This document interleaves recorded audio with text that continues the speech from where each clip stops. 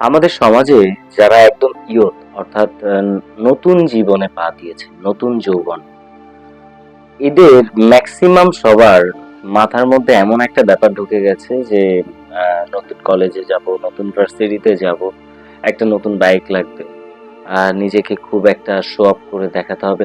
অর্থাৎ আহ, যতটা না তার আছে তার ব্যাকগ্রাউন্ডের বা তার ফ্যামিলি, তার থেকে বেশি তাকে শো অফ করতে হবে। এই ব্যাপারটা প্রত্যেকটা ছেলে মেয়ের মধ্যে মানে একটা অন্যরকম ভাবে ঢুকে গেছে।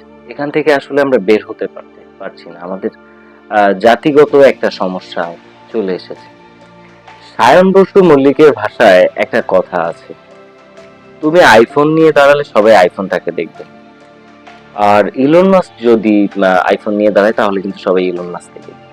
এদিকে ঋত্বিক রোশন যদি 200 টাকার জামাও পরে তাহলে সবাই ঋত্বিক রোশনকে দেখবে, কিন্তু তুমি 20,000 টাকার যদি জামা পরো তাহলে সবাই জামাটাকেই দেখবে, তোমাকে কেউ দেখবে না। অর্থাৎ ব্র্যান্ডের পিছনে ঘুরে বা গাদা গাদা টাকা খরচ করে নিজেকে শো আপ করে কিছু পাওয়া যায় না। এই পৃথিবীতে অ্যাটলিস্ট কিছু পাওয়া পসিবল হবে না। তো সুতরাং মানুষ যে যেখানেই আছে না কেন, বা তোমাকেই বলছি, তুমি যেখানেই আছো না কেন, যে পজিশনেই রয়েছো না কেন, সেই পজিশন থেকে তোমাকে এমন একটা জায়গায় নিয়ে যাও যেখান থেকে সবাই তোমাকে ব্র্যান্ড বানানোর চেষ্টা করে, যাতে অন্য কেউ তার ব্র্যান্ডকে তোমাকে দিয়ে প্রমোট করানোর চেষ্টা করে। আমার মনে হয় আমি বোঝাতে পারছি। তো বেসিক্যালি আমাদের মানসিকতা, আমরা ধরে রেখেছি ভালো জিনিস পড়তে হবে, ভালো দামি ব্র্যান্ডের ওয়াচ পড়তে হবে, ভালো ব্র্যান্ডের একটা টি শার্ট বা ভালো ব্র্যান্ডের একটা প্যান্ট পড়তে হবে। এই ব্র্যান্ডের চিন্তাটা করা এই মুহূর্তে স্কিপ করো। নিজেকে এখন তুমি ব্র্যান্ডে কিভাবে পরিণত করতে পারো সেটা নিয়ে আপাতত তোমার মাথা ঘামানো উচিত।